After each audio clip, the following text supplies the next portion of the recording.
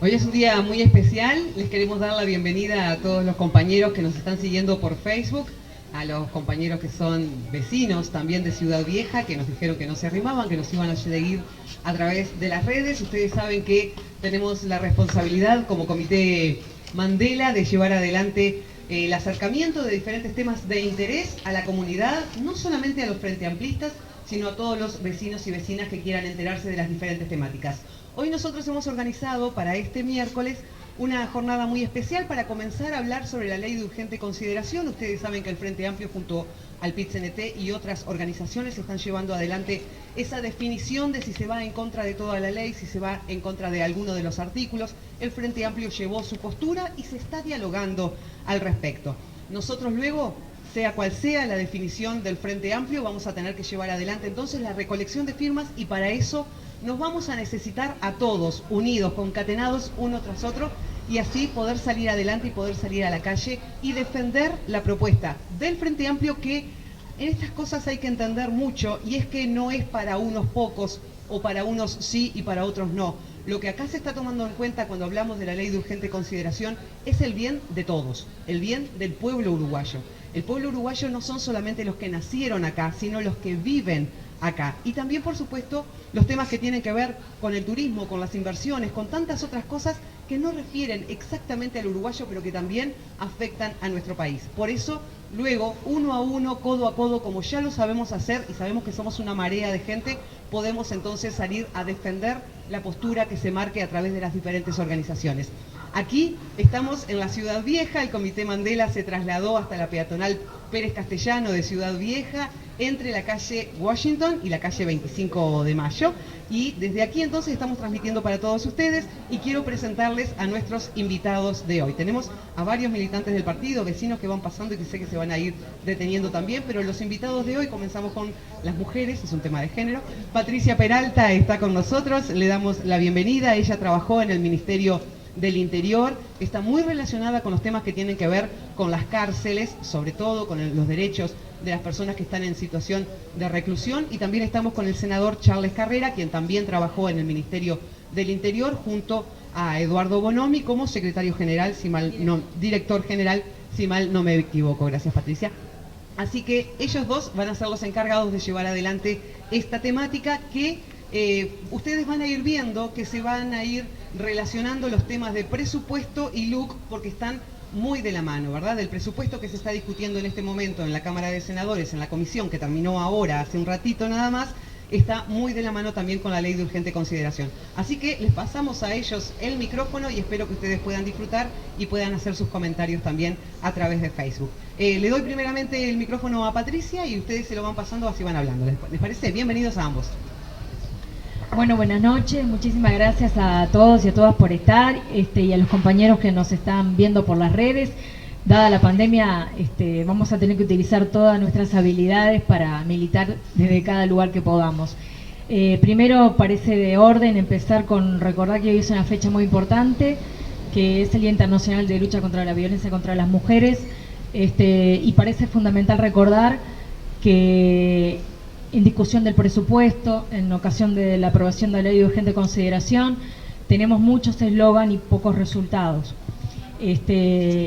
Voy a empezar haciendo una mención a esto relacionado con la ley de urgente consideración y con la ley de presupuesto, porque esto no se puede ver aisladamente. Este gobierno, a partir del primer día, comenzó con un mensaje que, con la mayoría que ha conseguido por este acuerdo multicolor, van a tratar de modificar las grandes políticas que el Frente Amplio, en el acierto o en el error, porque ustedes saben que el Frente está en un proceso de autocrítica fundamental y que tenemos que asumir nuestros propios errores y aprender de los mismos. Pero nadie puede poner en discusión las mejoras que el Frente ha incorporado en estos 15 años de gobierno, y muchas tienen que ver con esto, ¿no? Con la incorporación de normativas que visibilicen un problema. Entonces, voy a empezar por un pantallazo que tiene que ver con la aprobación de la ley de urgente consideración relacionada a la ley de presupuesto, para ver qué pasa con las políticas de género.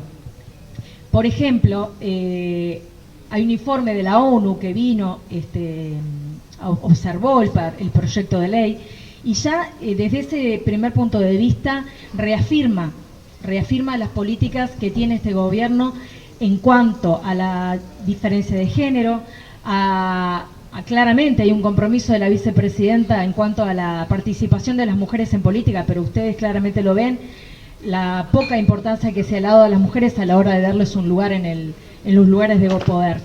Y en relación a la violencia de género, nos parece que es importante mencionar que, por ejemplo, tanto en la ley de urgente consideración como ahora profundizada con la ley de presupuesto, por ejemplo, hay una clara diferenciación en que el mensaje del Poder Ejecutivo piensan que sancionando todo por la ley y por la ley penal se solucionan todos los problemas.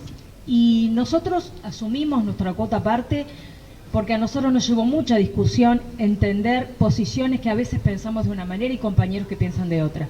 Pero creo que a las claras está demostrado que el aumento de penas, la inflación penal, no lleva a una solución de los problemas que tienen un fondo social. Entonces, en la ley de urgente consideración claramente se muestra un proyecto de país autoritario, un proyecto discriminatorio y siempre volcado hacia los sectores más vulnerables. Donde vos, de dónde sos, de dónde venís, quién sos, definitiva, va a repercutir en qué lugar te van a colocar en la sociedad. Eso es fundamental, porque nosotros como el Frente Amplio definió y las organizaciones sociales están definiendo, tenemos que llegar a un consenso y no medir esto en réditos solamente políticos. Es una estrategia y es una definición muy importante la recolección de firmas ahora. ¿Por qué? Porque nos lleva por primera vez a enfrentar esta política de gobierno. Y no nos tenemos que olvidar nunca que este gobierno, cómo llegó, con qué mayorías ganó y por qué poco el Frente Amplio no ganó. Tenemos que aprender, pero tenemos que claramente unificarnos en explicarle a la gente y explicarnos cada uno de nosotros con argumentos por qué vamos a ir a juntar firmas. Entonces, voy a citar algunos ejemplos.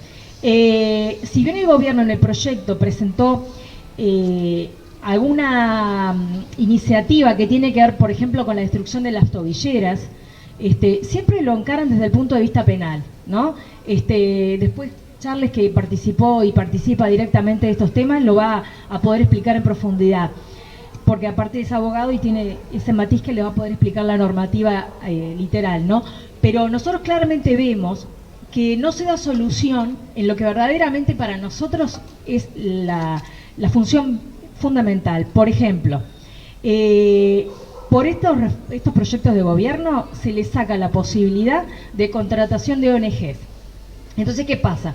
Por ejemplo, hay servicios que claramente el INAU o el INISA no tienen descentralizado en el interior del país y que como esas instituciones no llegan a todo el país, no tienen más remedio, sería lo ideal. Yo soy partidaria de que el Estado cumpla su rol de defender a la ciudadanía y de prevenir las situaciones de violencia y luego reprimirlas como corresponde. Ahora, si nosotros no tenemos cuerpos especializados de profesionales que trabajen en territorio estas problemáticas, claramente nos va a resultar imposible, porque ¿qué es lo único que está atacando el gobierno?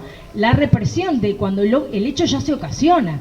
Nosotros tenemos que tratar de trabajar en la prevención del mismo. Entonces, una de las medidas que tomaron fue cortar recursos para que se aprueben convenios o proyectos con ONG. Y esto resulta en perjuicio directo de la población en territorio, por esta clara noción de descentralización que tienen algunas políticas todavía. Por ejemplo, otra característica que nosotros la vamos a ver, este es un pantallazo para el punto de vista de género, ¿no? Que tiene que ver con las mujeres. Nosotros lo vemos relacionado al trabajo. Porque la ley de inclusión financiera, por ejemplo, que ustedes saben que con el proyecto de LUC sacó la obligatoriedad del pago vía electrónica, ¿a quiénes perjudica? Porque ellos dicen, no, el trabajador va a poder elegir por quién medio quiere cobrar. Eso es una casi ilusión óptica, porque realmente ¿quién se le ocurre que el trabajador en algunos lados va a poder negociar? Sí, quizás en un sindicato con una fuerza determinada, en algún lugar donde haya organización colectiva, se pueda negociar esto. Ahora, ustedes imagínense en la perspectiva de género, las tareas relacionadas al mantenimiento, a la limpieza, al cuidado, dentro de 10 trabajadores, 9 son mujeres. ¿Ustedes se imaginan la negociación colectiva de una empleada doméstica diciendo, no, yo quiero que me pagues por banco? es una negociación perdida desde el arranque. Entonces, estas políticas también tienen un matiz de género. Entonces, me parece fundamental que nosotros veamos en cada punto también el tema trabajo. Por ejemplo, para nosotros relacionado a las políticas penitenciarias, ha habido un cambio sustancial que me parece que va a haber un antes y un después en el sistema penitenciario. Y recordemos que estamos en una mala situación, pero cuando el Frente asume, en el 2005 había emergencia humanitaria en las cárceles, había una emergencia carcelaria.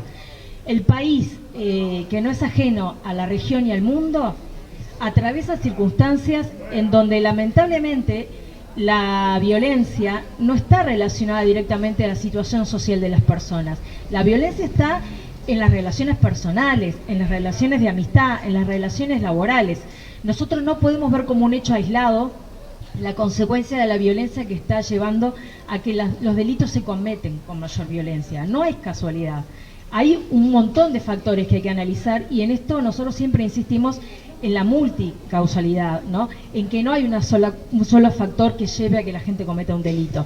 Entonces, por ejemplo, algo que nosotros en el Frente Amplio habíamos incorporado, que me parece que no es un dato menor destacar, que fue un acuerdo también los temas que tienen que ver con las políticas penitenciarias y las leyes penales, que hubo un acuerdo de la multipartidaria en el año 2010.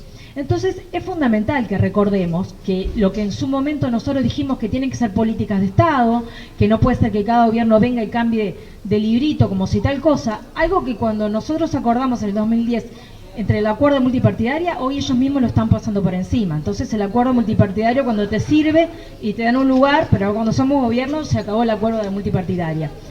El Frente Amplio, cuando llega el gobierno, que empieza la gran reforma penitenciaria, que se acentúa en el periodo del año 2010 en adelante, donde nosotros tomamos la figura de los operadores penitenciarios que ya existía en la ley.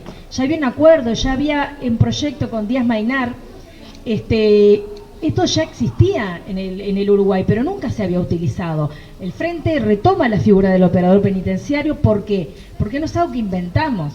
Está demostrado en Uruguay y en el mundo, hay bibliotecas escritas que cuando a los legisladores les conviene la academia lo toman y cuando no les conviene la academia no sirve para nada, porque entre paréntesis, cuando se va a proyectar la LUC, que con el marco de la ley de urgente consideración tiene muy poco tiempo para elaboración, las pocas instituciones que pudieron opinar, la academia en su totalidad, opinó que estaba, por supuesto, desde el punto de vista técnico-legislativo mal redactada, pero que a su vez estaba absolutamente demostrado que no mejoraba la solución de seguridad.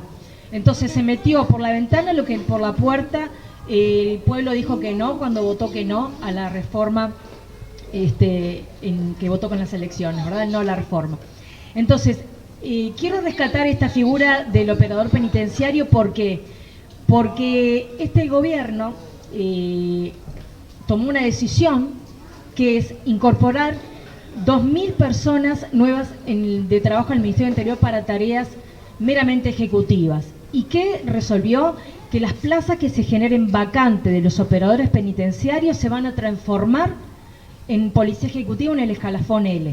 Eso para nosotros es fundamental, por 2 o 3 razones. Primero, porque le cambia el enfoque, porque nosotros tenemos absolutamente claro y definido que la policía tiene tareas fundamentales que tienen que ver con la disuasión, con la prevención y con la represión del delito. No en el campo de la rehabilitación, donde estaba resuelto que existía una figura que incorporaba al personal civil, al personal técnico capacitado para esta tarea. Después de mucho esfuerzo, se fueron creando estas figuras de operadores con concursos absolutamente transparentes, donde empezaron a formarse técnicos que, según los grados que ingresaban, había desde profesionales universitarios, técnicos y personal que trabajaba como educadores en el plano de contacto directo con las personas privadas de libertad. Entonces, ¿qué pasa? ¿Esto qué es lo que va a pasar? Que ahora, con esta aprobación de esta norma, se va a ir cada vez perdiendo el porcentaje de operadores penitenciarios y todos se van a volver a transformar en el viejo policía que todos imaginamos, el llavero aquel que cumplía un rol, que me parece que hay que tener claro que todos cumplimos un rol y la policía lo tenía claramente delimitado, pero si habían llegado al acuerdo de que para estas tareas no. Entonces, me parece importante resaltar que, por ejemplo, las mujeres en el ámbito del Ministerio del Interior, el gran porcentaje de mujeres trabajan en el área administrativa y en el área técnico profesional. Entonces, esta decisión lo que hace es limitar el trabajo, también el ingreso de mujeres, porque ustedes vieron el cambio sustancial que se generó en el sistema cuando la incorporación de profesionales y que tiró por abajo ese mito de que las mujeres no podíamos trabajar en el contexto de encierro, porque es absolutamente mentira. Se trabaja en el marco del respeto y no hubo jamás problemas por esa cuestión. Entonces, me parece que es una señal muy negativa que nosotros tenemos que recordar y a su vez recordar que durante los gobiernos del Frente Amplio, por primera vez se logró que las mujeres pudieran concursar en cargos ejecutivos. Yo no sé si se acuerdan ustedes, pero antes las mujeres podían llegar a comisario, ¿no? Charles, si no me equivoco. Y después de una reforma, las mujeres pudieron tener carrera funcional en el ministerio, concursar y ascender a cargos, porque también el no permitirte concursar te limita profesionalmente y se generan espacios de poder de hombres y espacios de mujeres que tienen que estar por debajo de la escala funcional, no midiéndose las capacidades de las personas. Entonces, me parece fundamental que tengamos claro que el proyecto de ley de urgente consideración para nosotros va a marcar un antes y un después. En las políticas penitenciarias claramente tenemos que ver que con la creación de figuras, yo las voy a mencionar, pero me parece que Charlie las va a poder desarrollar mejor. Nosotros tenemos que tener claro, primero, una cuestión, que nosotros como ciudadanos, como padres, muchos de nosotros vamos a tener que tener claro cómo actuar en la calle, como compañeros de trabajo, con amigos, porque las cosas han cambiado. Las cosas han cambiado porque ahora la figura del desacato, la figura de que, por ejemplo, le contestemos mal a una persona y nos neguemos a dar información, a dar nuestra identidad, por ejemplo, se transforma en un delito. Ustedes vieron ayer, porque esto fue en todos los informativos, lo del video de la Plaza Seregni, que creo que cuando nosotros pensamos que lo iban a poner, ya sabíamos que tenían información y videos que iban a dar argumentos a su favor. Yo puedo decir que es un video editado, que no muestra todo lo que pasó, pero claramente tenemos que dar un mensaje a nuestros compañeros, a nuestra gente, de que tenemos que evitar las situaciones de violencia, porque hoy estamos ante el desamparo, porque la aprobación de normas como las que se aprobaron ahora, por ejemplo, que claramente en el proyecto de ley de urgente consideración se aprobó en cuanto a la legítima defensa, una clara reforma que perjudica a la gente. Ustedes saben que la Constitución de nuestro país dice que el hogar es un sagrado inviolable. El hogar, y el hogar porque tiene un fundamento, porque está la familia, porque está en un ámbito de privacidad, y ahora con esta norma de ley de urgente consideración se amplió y ese lugar puede llegar a ser un establecimiento cualquiera, puede llegar a ser una barbacoa, o puede ser en el medio del campo lo que está pasando, porque ustedes tienen que saber que están muriendo jóvenes en el campo por esta ley, porque si cualquiera que conoce un poco de campo, que no es mi área, pero cualquiera que va por el país ve que hay grandes campos, grandes extensiones de tierra que tienen un alambrado que los delimita, alcanza con que a mí se me cruce cruzar ese alambrado y me veo el dueño del campo y piense que yo quién sabe qué vengo a hacer, a robar o no sé qué, para que me pegue un tiro. Y se van para de la legítima defensa porque la ley incorporó y hizo extensivo el concepto de todo lo que va a ser un lugar que el dueño de casa puede responder. Entonces me parece que hay que tener mucho cuidado y en el lado que a nosotros nos corresponde, desde este lado como militantes y del lado de la gente, es informar que tenemos derechos, qué podemos hacer frente a determinadas cuestiones, tenemos que estar organizados porque estamos viviendo un momento difícil donde la provocación va a estar a la orden del día. Entonces nosotros tenemos que prepararnos para responder. La ley de urgente consideración tiene realmente consecuencias graves y me parece que estamos viendo algunos destellos. En cuanto a la población penitenciaria, yo quería destacar que este aumento de penas y esta creación de figuras que el Charles las va a desarrollar, el resultado final va a haber un hacinamiento aún más grave de las cárceles. Este gobierno anunció la construcción de nuevas cárceles. No se sabe cómo, porque entonces ustedes vieron que la ley de presupuesto que está en discusión ahora también delimita que todos los organismos van a tener un presupuesto que les asignaron, pero después el Ministerio de Economía va a definir, bueno, sí, podrá gastar hasta acá no, ¿cómo van a poder gastar? Y también preguntarnos, ¿es necesario construir 4 cárceles? ¿Será lo que necesitamos o será necesario fortalecer otras áreas del Estado? Me parece que hay 2 puntos fundamentales en la ley que tiene que ver con esto, con el agravamiento de las penas, que tiene que ver con la relevancia que se le da a la institución policial, con ese arbitrio con el que se va a poder mover, y creo que bueno, que son tareas a que tenemos que profundizar. Me parece que después, si hay preguntas, lo podemos seguir hablando, pero me parece que Charles les va a poder desarrollar un poco más lo que tiene que ver con el articulado y con cosas que tienen que ver también relacionadas a la ley de presupuesto. Muchas gracias.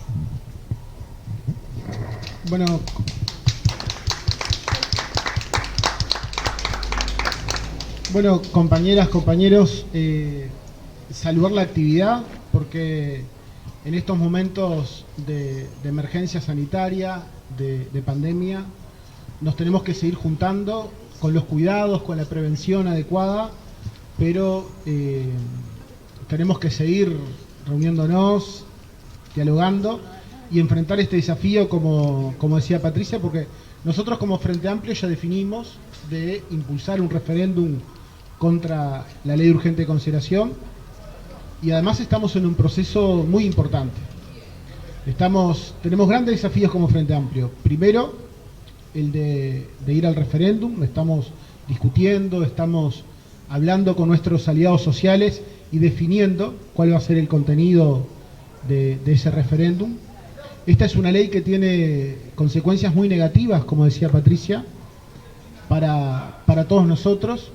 Es una ley que tiene, es decir, que no puede ser mirada solo, esta ley, sino que esto hay que mirarlo en conjunto con la ley de presupuesto.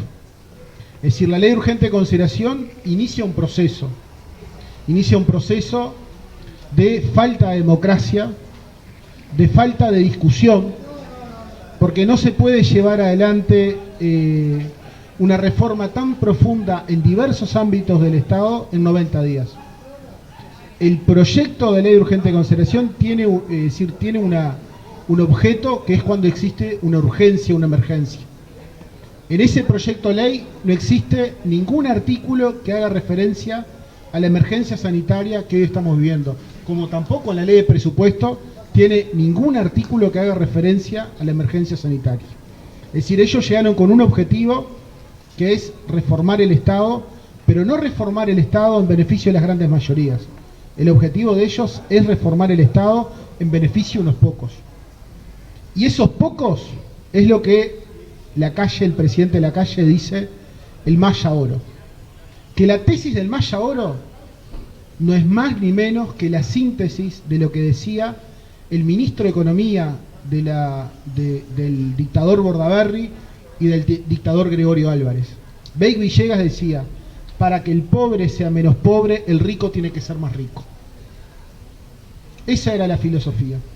Y estos proyectos van en ese sentido.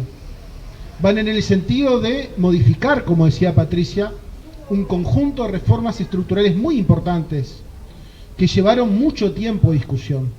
Y que, como decía Patricia, nosotros buscábamos consenso. Porque había algo que se había iniciado en el Uruguay, en los acuerdos o en los disensos, pero por lo menos desde el año 95 hasta el 1 de marzo del 2020, nosotros teníamos un consenso, que las leyes de seguridad y convivencia se discutían. Y nosotros en el acuerdo o en el disenso discutíamos cuando éramos oposición. Y luego, cuando fuimos gobierno, nosotros buscábamos que existieran discusiones más amplias. Eso todo fue dejado de lado. Entonces, nosotros que estamos viendo esta ley, en conjunto con la ley de presupuesto, nos van a traer grandes consecuencias en lo económico, grandes consecuencias en lo social, en el sistema de protección social. La ley de presupuesto que hoy terminamos de votar, que realmente uno como militante frente amplista, pasar por ese proceso te bajonea mucho, porque realmente uno ve la política que se viene. Y quizás que hoy no nos estamos dando cuenta porque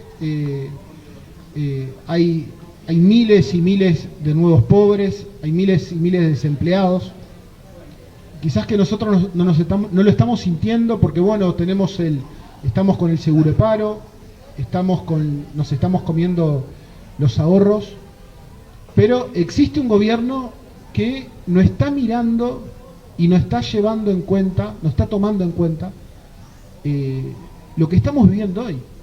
Hoy estamos viendo una gran incertidumbre a consecuencia de esta pandemia global. Y hay una nueva agenda de cambios en el mundo del trabajo, de cambios en la economía, del cambio de cómo se está reordenando. Y esta incertidumbre en el mundo lo que se está buscando es las certezas del Estado. Es decir, se está buscando las fortalezas del Estado. En este momento lo que se está buscando es que el Estado le dé apuntalamiento a la gente, que defienda a sus trabajadores, que defienda a las pequeñas y medianas empresas, para que no se pierda capacidad productiva, para que no se pierdan empleos. Pero aquí en Uruguay vamos todo, es decir, la excepcionalidad uruguaya acá la vemos. Y la excepcionalidad uruguaya está dada porque vamos a contramarea. Es decir, lo que en el mundo, hasta los organismos más ortodoxos, el FMI está diciendo, hay que apoyar, que no se caiga, es decir, hay que apoyar, luchar el enfrentamiento a la crisis sanitaria, hay que fortalecer el sistema de salud, hay que fortalecer a la gente, hay que apuntalar. Bueno, en el mundo se está diciendo, la CEPAL está diciendo. La CEPAL hace poco sacó un informe que en los países de Latinoamérica el promedio de apoyo financiero para enfrentar la pandemia son 4 puntos del PBI. Acá en Uruguay es 0,7. Las autoridades dicen que va a llegar a 1,7 a finales de este año, pero es decir, es 0,7 ahora. Es decir, no vamos a llegar a esa cifra.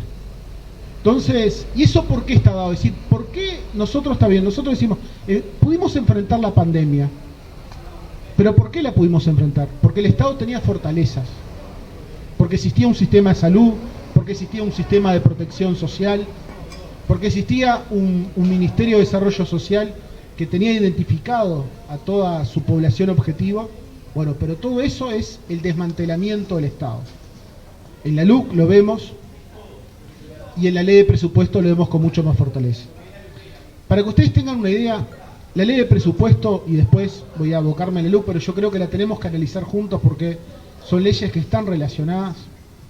La ley de presupuesto para el año que viene propone un recorte en políticas públicas de 15.000 millones de pesos, que son alrededor de 350 millones de dólares. Y el recorte va a ser en educación. El año que viene vamos a tener infraestructuras heredadas del Frente Amplio, inversiones heredadas del Frente Amplio, que no van a poder ser utilizadas o puestas en uso porque van a faltar docentes. Los docentes no van a tener aumento. La universidad no va a tener un sistema de fortalecimiento de becas.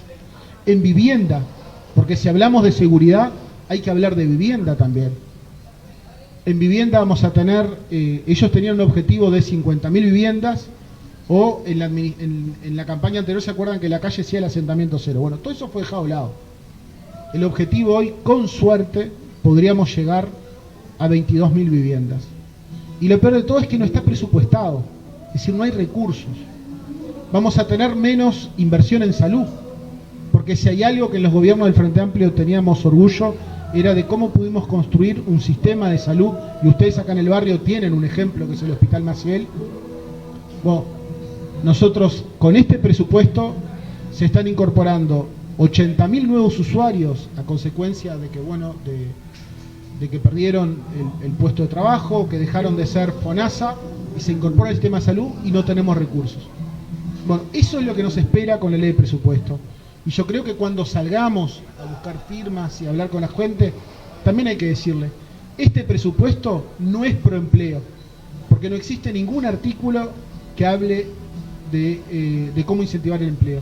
Este presupuesto no es pro pymes, porque ellos hablan de apoyar a las pequeñas y medianas empresas. Este presupuesto no tiene futuro, no lleva en cuenta la agenda del futuro y los desafíos que tenemos por delante. Y este presupuesto es de espalda a la gente. Y esto tiene una mirada, porque esta es la segunda escena de la primera, que es, como decía Patricia, la ley de urgente consideración.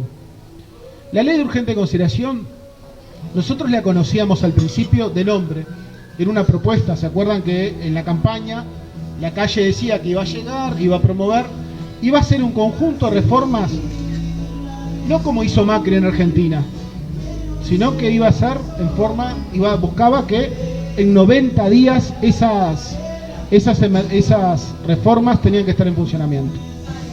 Es un conjunto de reformas que tienen diferentes dimensiones. Hay reformas en el mundo de las empresas públicas, hay reformas en la gobernanza de la educación, que ahí cambia muchísimo. La participación de los docentes y de los estudiantes se deja de lado para centralizar mucho las definiciones de la política educativa en el Ministerio de Educación y Cultura. Tiene modificaciones en el mundo del trabajo. Por ejemplo, tiene lo que es la reglamentación del derecho a huelga. Es decir, y acá es muy jodido la reglamentación, porque ellos dicen, lo que plantean cuando hablan de la reglamentación del derecho a huelga, dicen, bueno, el derecho, quieren que los tres derechos prevalezcan, ¿no? Que es el derecho de propiedad, el derecho de los no huelguistas y el derecho de los huelguistas. El tema es que cuando uno va a la huelga, cuando los trabajadores van a la huelga, luchan por todos, porque luego cuando consigan el aumento, no es que le van a decir, no, mirá, el aumento es solo para nosotros los que hicimos la huelga, y ustedes que no la hicieron, no, luchan por todos. Pero esa es la concepción individualista. Y en materia de seguridad, lo que decía Patricia, es muy complejo. Pero eso hay que leerlo, los cambios en materia de seguridad hay que leerlos con la ley de presupuesto.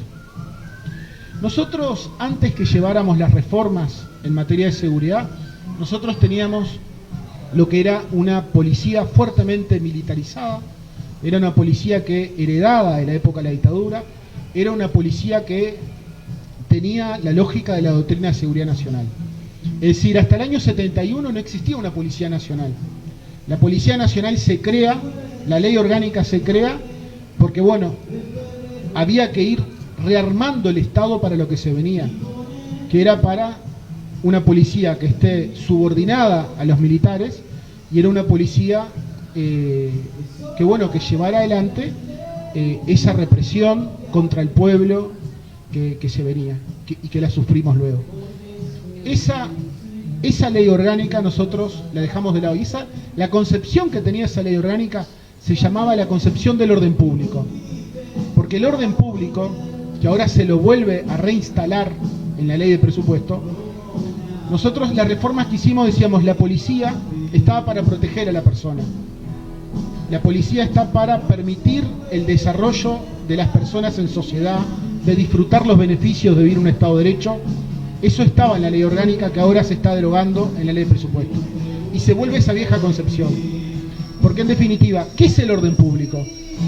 Nosotros acá tenemos unanimidad de lo que sentimos por orden público, porque para nosotros, por ejemplo, una marcha de trabajadores no atenta contra el orden público, una marcha de estudiantes no atenta contra el orden público, que se junten un grupo de gurises a tomar una cerveza en una plaza no atenta contra el orden público, que se junten a tocar tambores no atenta contra el orden público. Pero bueno, para la derecha sí atenta contra el orden público. Y ese es el cambio que están haciendo.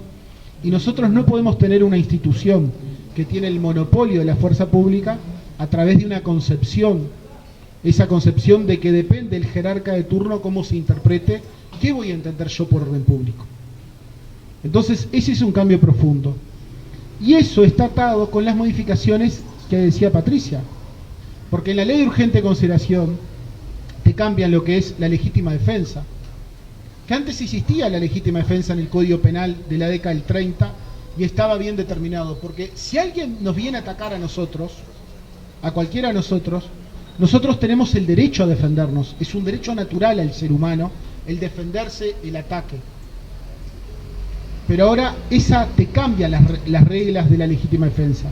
Porque antes era el ataque, es decir, el ataque ilegítimo, la agresión ilegítima, que faltara provocación, y que existiera racionalidad en el medio empleado. Esas reglas ahora se cambian y se crea lo que se llama la legítima defensa presunta. Y eso, en definitiva, lo que es y lo que nosotros denunciamos en el Parlamento es la instauración de lo que se llama el gatillo fácil. Y por eso es que nosotros estamos viendo a lo largo del país, estamos viendo situaciones complejas. Porque la policía es la misma. Porque cuando se escucha a Larrañaga decir, pero esta es la misma policía que tenían ustedes el 1 de marzo. Sí, es cierto lo que dice. Pero el tema es que ahora el mando civil, el mando político y el mando policial le está dando malas órdenes a la policía. Y lo que está haciendo en definitiva es enfrentar a la policía a la sociedad civil. Y ese es un error, porque si nosotros tenemos un problema, ¿a dónde vamos a recurrir a auxilio? Vamos a la policía, porque la policía es la institución que está organizada para protegernos. Entonces, y ese es el debate que vamos a dar en la interpelación que le vamos a hacer a Larrañaga ahora en los primeros días del mes de ahora, diciembre. Porque en definitiva ¿el Uruguay tiene problemas de seguridad y convivencia? Sí. Sí, es uno de los principales problemas. Nosotros ahora decir, ¿pero qué pasa? ¿Cuál es la preocupación que tenemos hoy? Lógicamente, los problemas de seguridad y convivencia. ¿Se resolvieron los problemas de seguridad y convivencia? No, no se resolvieron. Si todos los días vemos que hay problemas y hay problemas nuevos, porque ahora todavía el problema que tenemos es una policía que está haciendo un uso irracional de la fuerza, no por culpa de la policía, por culpa de los mandos civiles y policiales. Eso tenemos que tener claro también. Entonces, él decía como que esto es un tema diagnóstico, tema discursivo. Ellos decían, con el ejercicio del principio de autoridad, con el decir yo soy hincha de la policía, esto se resuelve. Y esto no se resuelve así. Es decir, es como decía Patricia, esto hay problemas graves en nuestra sociedad.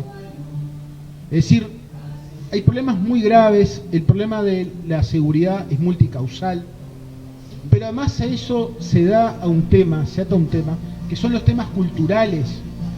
Porque hoy, desgraciadamente, nosotros tenemos en nuestra sociedad personas que creen que está bien el delinquir. Para la mayoría de nosotros no, pero lamentablemente eso se ha atado. Hay una cultura, porque hay generaciones tras generaciones que tienen, es decir, que no tienen conexión con el mundo del trabajo. Entonces, ¿qué veíamos nosotros del Frente Amplio? Y es lo que tenemos que seguir propugnando. Que la mejor política de seguridad es atender a la primera infancia.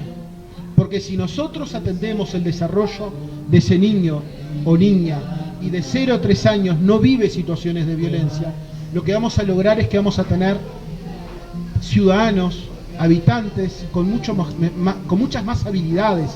Vamos a tener menos problemas en el mundo del trabajo, menos problemas de educación y vamos a tener menos problemas de la salud. Y después también tenemos que tener, como decía Patricia, un sistema de rehabilitación, un sistema penitenciario que rehabilite. Pero también tenemos que tener claro que es muy difícil, si no invertimos en la primera infancia, es muy difícil cuando hay un conjunto de eslabones de fracaso, porque hay un conjunto de eslabones de fracasos, es muy difícil el rehabilitar. Pero no podemos dejar esa lucha, porque nosotros creemos en la transformación de la persona como militante de izquierda. Pero tenemos que llevar en consideración que si nosotros no logramos que exista una reinserción social, es decir, luego que la persona sale, que haya un sistema de inclusión, si nosotros le volvemos a dar la espalda como sociedad y no logramos que la persona se vuelva a incluir en sociedad, es muy difícil. Pero no es por el camino de la ley urgente en consideración, no es por el camino, como decía Patricia, de la legítima defensa presunta, no es por ese camino, no es por el uso irracional de la fuerza, por la discrecionalidad, por el no rendir cuentas de la policía, porque los cambios de la ley de procedimiento policial van por ese camino. No es por el camino de criminalizar la protesta social, porque en definitiva el agravio a la autoridad, todo ese conjunto de delitos nuevos que se crean, lo que busca es justamente eso, criminalizar la protesta social. Porque nosotros tenemos derechos que son consagrados en nuestra Constitución, que es el derecho a reunión, de libertad de expresión y de manifestarnos. Pero hay un conjunto de normas que le dejan una gran subjetividad a la policía, que es la que en definitiva va a terminar aplicando eso. Y ese conjunto de disposiciones son las que queremos llevar a un referéndum, que es una gran patriada la que vamos a dar. Es una gran patriada, porque tenemos que tratar de conseguir esas 700.000 firmas al 9 de julio del año que viene. Es un desafío grande, pero tenemos que comprometernos, ir puerta por puerta a lograr la firma y explicar esto, que estos problemas que tenemos hoy, de la seguridad alimentaria, de la seguridad sanitaria, de la seguridad laboral, de la seguridad pública, no se van a resolver a través de estos mecanismos que están promoviendo. Eso lo que va a generar es más miedo en nuestra sociedad, lo que va a generar es mucho más temor, y ese no es el camino. El camino es el de tratar de enfrentar estos problemas estructurales que estamos viviendo, estos problemas estructurales que se viven, enfrentarlos con políticas integrales. Y ese es el camino que nosotros tenemos que seguir sosteniendo.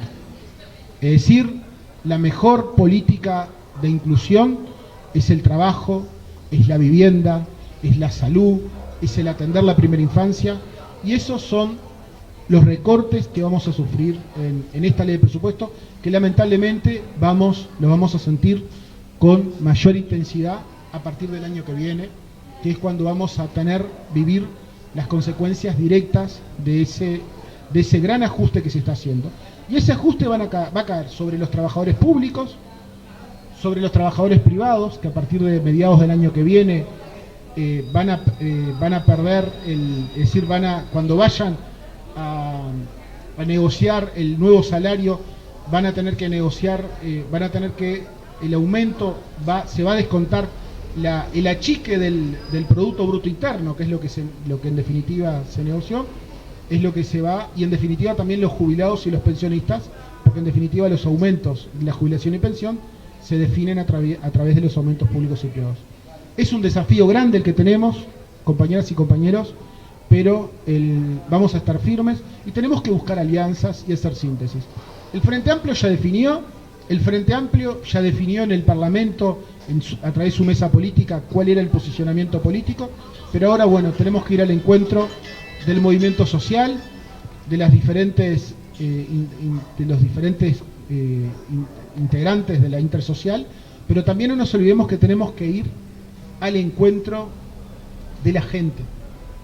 Y cuando nosotros golpeemos en cada una de las puertas, vamos a tener la oportunidad de dialogar con los vecinos y las vecinas, y a partir de allí decirles cuáles son esta problemática que nos vamos a enfrentar. Y seamos también, por último, seamos solidarios. Se viene una etapa muy difícil para todo nuestro pueblo y tenemos que ser muy solidarios. Ser solidarios en el compartir y también ser solidarios en el escuchar, el discutir, y nosotros vamos a estar en la calle como siempre hicimos. Y tengamos, como están haciendo ustedes, mantengamos todas las medidas de prevención, porque esta pandemia, tenemos que dar un mensaje político como militantes de que esta pandemia la enfrentamos de esta manera, que es la mejor forma es decir, la mejor vacuna ahora es esta de tener los cuidados sanitarios, el distanciamiento, el cuidarnos entre todos y en definitiva cuidar a nuestra población. Yo dejaría por aquí para intercambiar con ustedes. Gracias, Charles, gracias, Patricia. No sé si alguno de ustedes tienen consultas. Yo tengo dos consultas para hacer. Una es para Charles y la otra es para Patricia. Recién estábamos aquí en plena Ciudad Vieja. Para aquellos que no conocen mucho nuestra ciudad, tenemos mucha gente que vive en la noche, que vive en la calle, que va y viene. Y uno de los que se quedó escuchando un buen rato, en un momento hizo un gesto antes de irse y dijo, hay que solucionar esto, y mostró un paquetito con pasta base, ¿verdad? Entonces, dentro de la ley de urgente consideración, por ejemplo, tanto énfasis que se hace en que era urgente, y el Frente Amplio decía lo urgente es la gente, y acá entre los temas que se tratan nada es urgente. Dentro de la ley de urgente consideración y tanto énfasis que se puso en que tenía que salir, ¿qué sucede con esas cosas que realmente están haciendo estragos en nuestra sociedad, en nuestra comunidad, en nuestros jóvenes, en nuestros adultos? Porque la gente tiene 40 y 50 años y lo que consume es pasta base porque es lo que puede pagar. Entonces, esa es una consulta. Y otra de las consultas, dentro de lo que tú estabas hablando, Charles, hablabas de darle prioridad, por ejemplo, a la primera infancia, ¿verdad? Y me parece que esta es una consulta más para Patricia, porque dentro de la ley de urgente consideración y los fondos que se van a dar en el presupuesto, aquellos que están privados de libertad no van a tener rubros para poder sustentar a esos hijos que están en prisión, por ejemplo. Yo paso el micrófono, lo pongo en el medio y lo agarra el que quiere. Bueno, claramente los temas sociales y ni hablar que el tema del consumo de drogas es un factor que necesita no solo de recursos, sino de mucho trabajo de comprensión y apoyo. Nosotros estamos viendo los desmantelamientos que están habiendo en el Ministerio de Desarrollo, en el Ministerio de Cultura, o sea, en muchos lugares que tienen incidencia directa, en el INISA, en el INAU.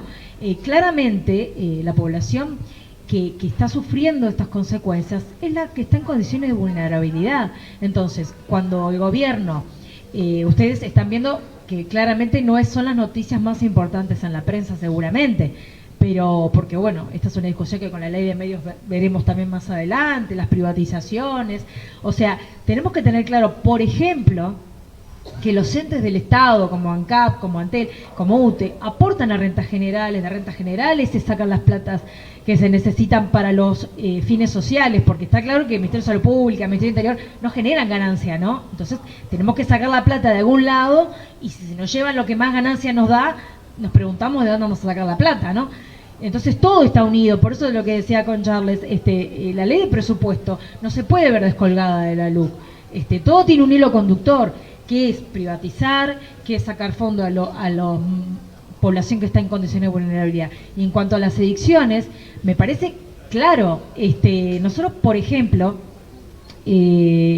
teníamos conceptos definidos en cuanto a los proyectos que tenía que haber en la población privada de libertad de rehabilitación. Y cuando digo población privada de libertad, me refiero también a los jóvenes que tenemos en el INISA, que habían disminuido notoriamente en los gobiernos del Frente Amplio. Y con este aumento de penas que lleva la LUC, por ejemplo, los delitos que tienen que ver con menores, aumentan todas las penas. Entonces, los que hemos trabajado en esto, tenemos demostrado que el encierro no lleva a ningún lado. ¿Y qué es lo que hacen? Aumentan el encierro, le sacan dinero a las políticas sociales que tienen que ver con impartir proyectos de rehabilitación, contratar técnicos, porque acá las cosas no se solucionan por milagro ni por decreto. Para nosotros poder trabajar en políticas de rehabilitación, tiene que haber primero personal técnico, tiene que haber instalaciones, tiene que haber recursos, tiene que haber quiénes lo destinen los cursos. Y por ejemplo, para poner ejemplo, en la cárcel, ¿quién lo va a hacer si sacamos recursos, por ejemplo, de educadores, de proyectos técnicos?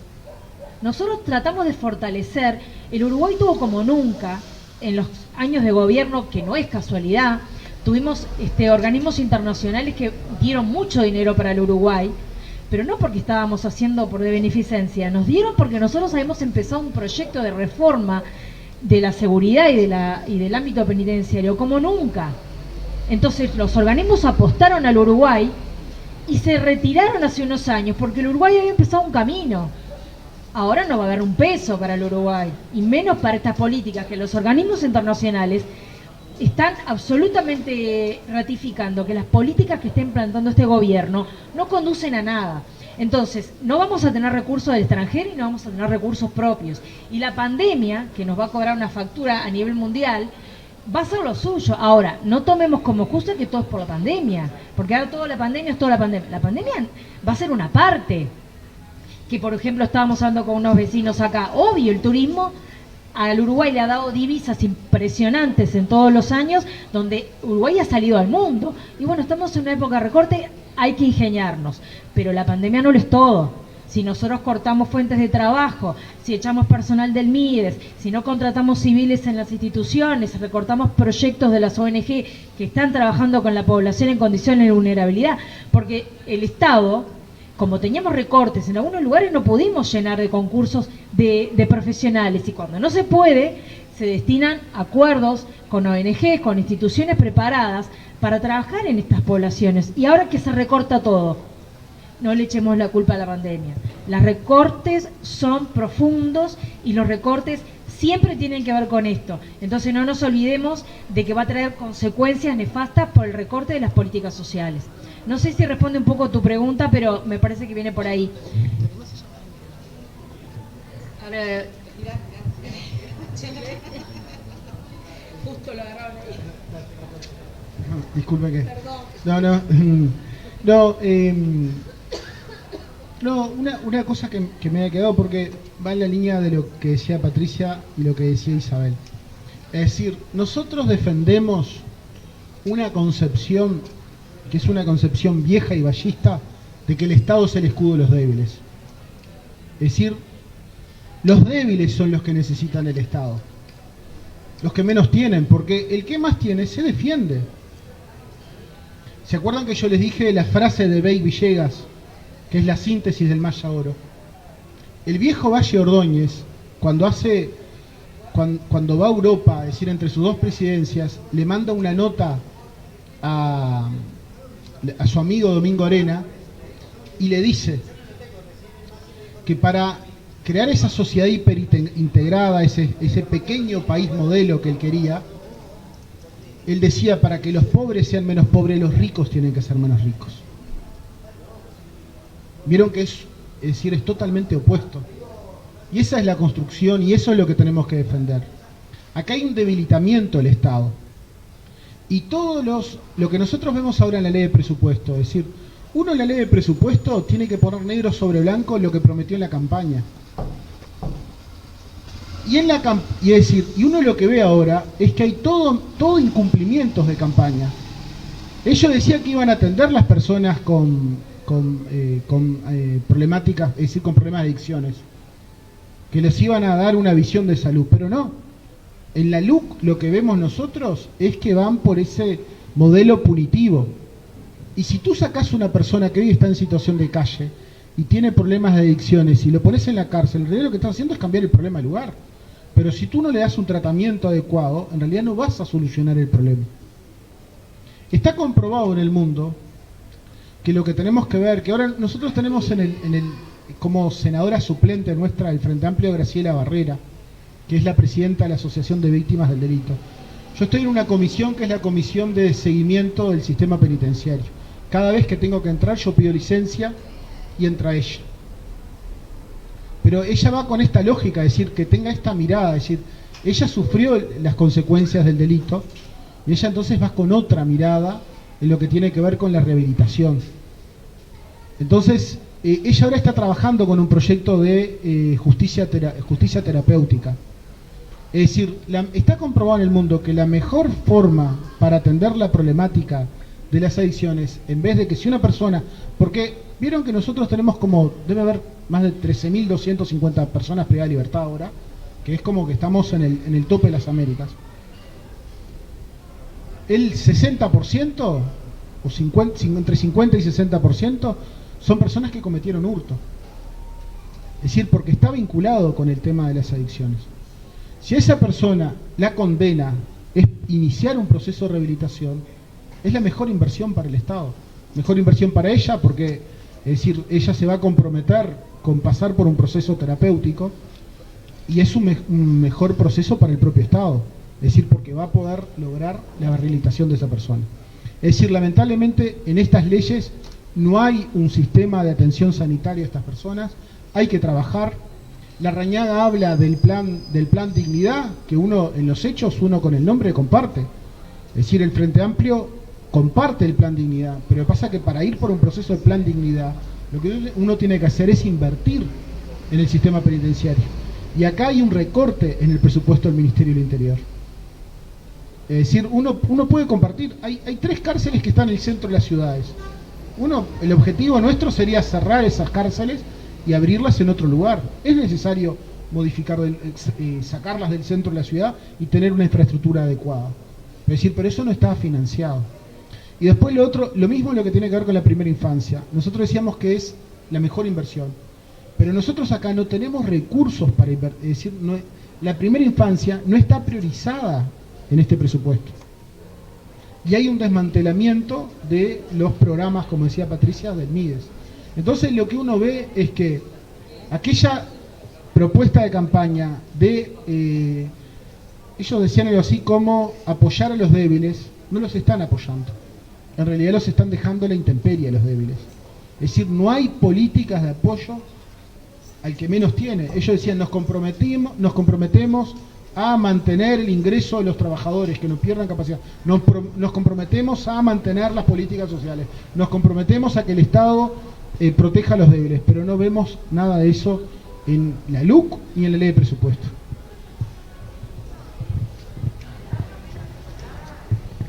Una cosa que decías que me cierra el círculo es el tema represión.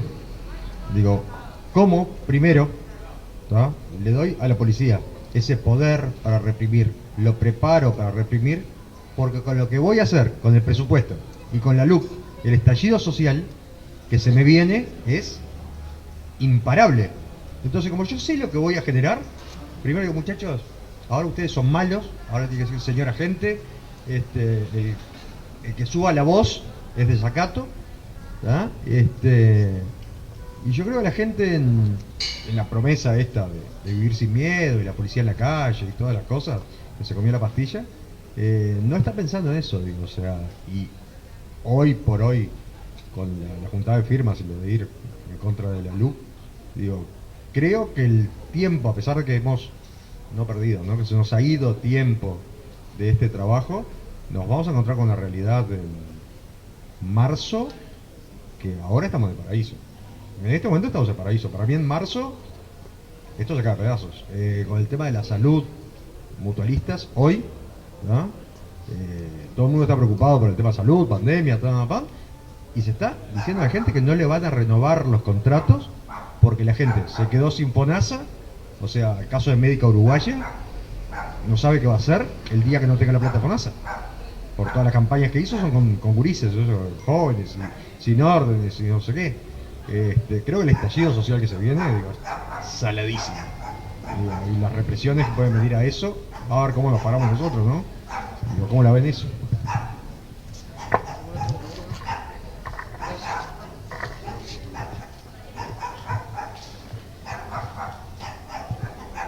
Un par de comentarios,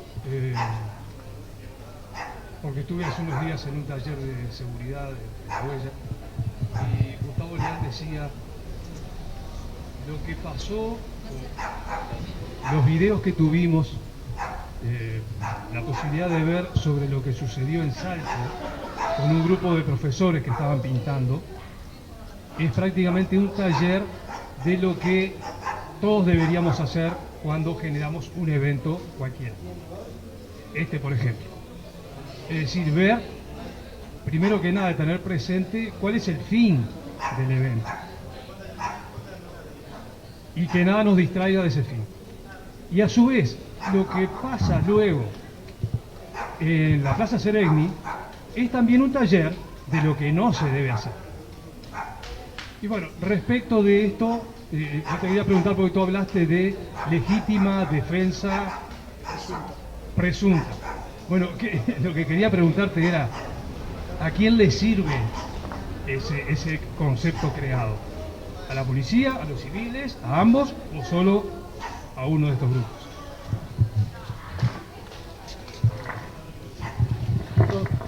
Empezando por esto último, es decir, ellos amplían el concepto de legítima defensa. Nosotros antes decíamos que había un concepto racional, es decir, había una lógica en la norma. Ahora lo que se propone en la ley de urgente consideración le da un hilo de irracionalidad. Primero decir, hoy defender, es decir, se pone en un pie de igualdad lo que es la propiedad y la vida. Y se amplía en forma extremada lo que era, por ejemplo, lo que decía Patricia hoy, el concepto morada. Antes existía una presunción, y es correcto, es decir, que si alguien ingresaba a mi casa, existía una presunción de que yo me defendía de un ataque ilegítimo. Pero ahora lo que pasa es que el concepto morada se amplía, y se amplía en el campo, a las puertas de los galpones, se amplía al patio, más allá de lo que es el acceso directo a la casa, que era un concepto. Entonces, la norma pierde racionalidad. Y entonces eso es lo que puede dar, pero además es una cosa increíble, ¿no? Yo no tengo nada contra... Yo soy del interior, soy de Minas de Corrales, un pueblo del departamento de Rivera. Es decir, yo no tengo nada contra el interior y no tengo nada contra el campo. Es decir, pero era increíble cómo fue la ARU a defender y quería ampliar más todavía el concepto La Asociación Red Uruguay quería ampliar el concepto a todo el establecimiento agropecuario. Era una irracionalidad muy grande.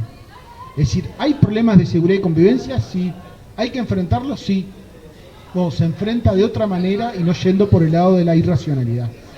Y lo que es la legítima defensa presunta es una presunción para policías y militares. Es decir, se presume, en principio se presume que siempre que un policía utiliza el arma de fuego, lo que pasó hace poco, por ejemplo, en Piedras Blancas, que está siendo investigado. Es decir, ese policía, en mi opinión, ese policía no se estaba defendiendo de un ataque legítimo. Eso para mí en principio no es legítima defensa. Entonces, lo que es la legítima defensa presunta es un beneficio de que se presume que el policía siempre que usa el arma y que se defiende un ataque, se presume que él actúa en legítima defensa. Y lo que hay que hacer es hay que tirar esa presunción abajo. Eso se tira en un juicio. Pero lo que pasa es que el sistema ahora quedó con algunos hilos de irracionalidad. Nosotros vimos en Artigas que, por ejemplo, era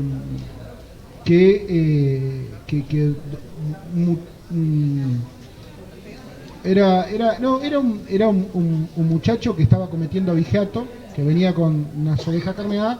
El policía lo tiró eso se está investigando, pero utilizó el arma y le tiró por la espalda.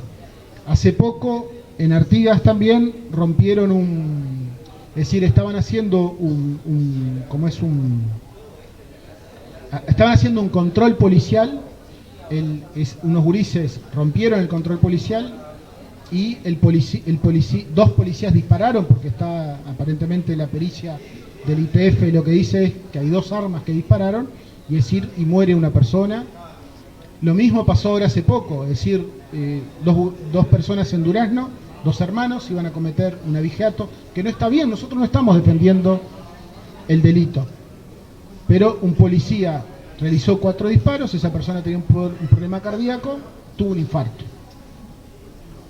Es decir, acá hay un hilo de irracionalidad, porque la policía, no por normas de Uruguay, por normas internacionales, tiene que hacer un uso racional de la fuerza y tiene que evitar el daño mayor. Es decir, y hay en Brasil, por ejemplo, que hay una violencia brutal. En Brasil, por ejemplo, hay una ley que dice que la policía no puede tirar contra una persona que esté desarmada y se esté fugando. Es decir, entonces, bueno, el sistema quedó con un grado de irracionalidad muy grande.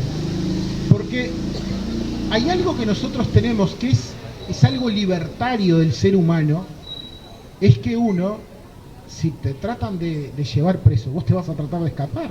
Es algo natural, ¿no? Si te tratan de detener, te vas a tratar de... Es algo natural al ser humano, es algo que está en la naturaleza humana.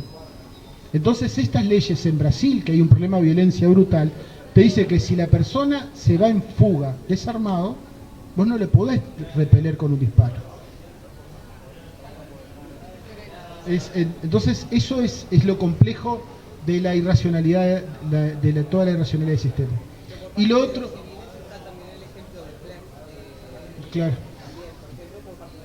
Es así como decís tú también.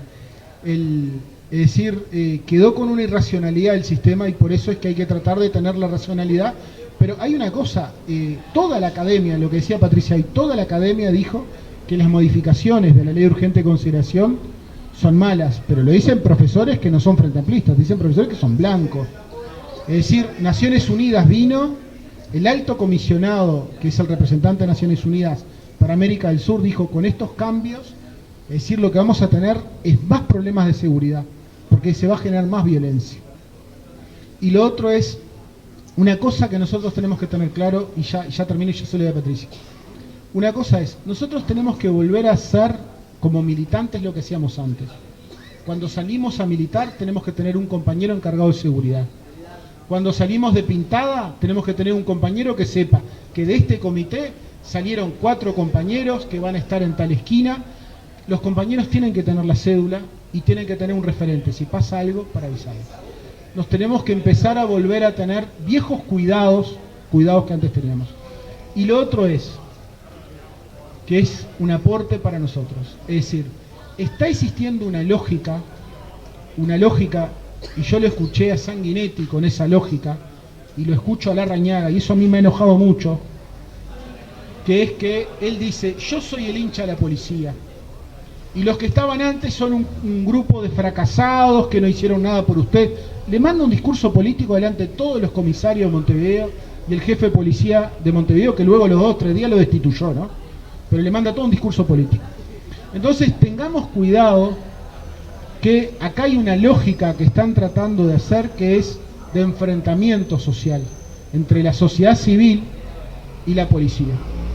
Acá hay algo que está pensado. No nos olvidemos de eso. Es decir, si la policía actúa mal, está actuando mal porque el jerarca, el mando político y el mando civil le está dando órdenes que actúe mal.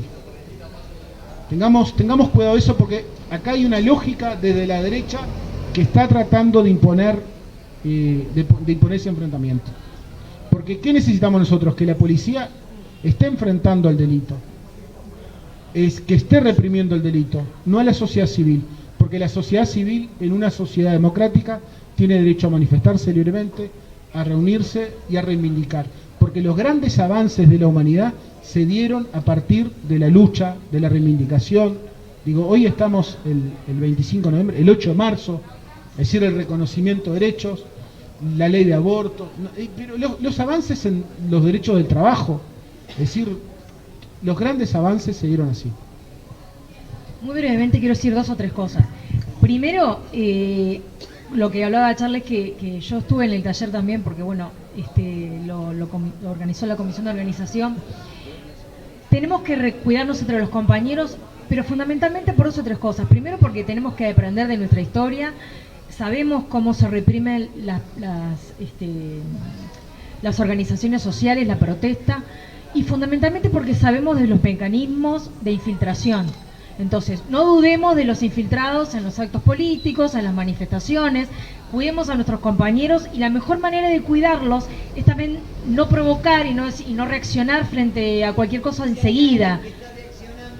Hay que llamar al compañero, hay que protegerlo, hay que decir que no se exponga, porque después que te pegan un tiro y que lo matan, anda a decir que la vida de él era importante. O sea, tratemos de protegernos y de cuidar y de no entrar en la provocación permanente. Segunda cosa que quería decir, cuando hablamos de quién es hincha de la policía, que me parece un término que no se adapta a la realidad, porque yo no soy hincha ni de la policía ni del... O sea, acá estamos hablando de trabajadores que cumplen un rol. A la izquierda le resultó siempre mala palabra, y nosotros tenemos que amigarnos también con estas cosas. Cada empleado público, cada funcionario, cada trabajador tiene un rol que cumplir, y todos tenemos un lugar diferente que se nos ha sido asignado. Entonces, pero si vamos a hablar de hincha, ¿saben cuánto porcentaje de aumento le dio salarial a la policía el gobierno frente amplista? 220% de aumento salarial. ¿Quién es el hincha de policía? ¿Nosotros que le dimos 220% de aumento salarial, o esta policía que este gobierno que los manda a la calle a veces sin protección, como chalecos de seguridad en buenas condiciones? ¿Quiénes son hinchas? ¿De que exponen a la gente? Al policía que hoy está acá porque es un vecino nuestro, mañana... Ustedes van a los asentamientos, históricamente en el Uruguay, yo vengo trabajando años en políticas y en territorio de que era estudiante, y vos tenías en los barrios donde hay grandes asentamientos y grande miseria, un policía y una persona que comete un delito. ¿Por qué? Porque históricamente fue el trabajo que se eligió por descarte, porque era el que necesitaba menos requisitos y que la gente iba, o de soldado o de agente de la policía. Entonces me parece fundamental que cuando hablamos de defender, digamos, la policía son tan trabajadores como nosotros, y no enfrentar al pueblo con el pueblo.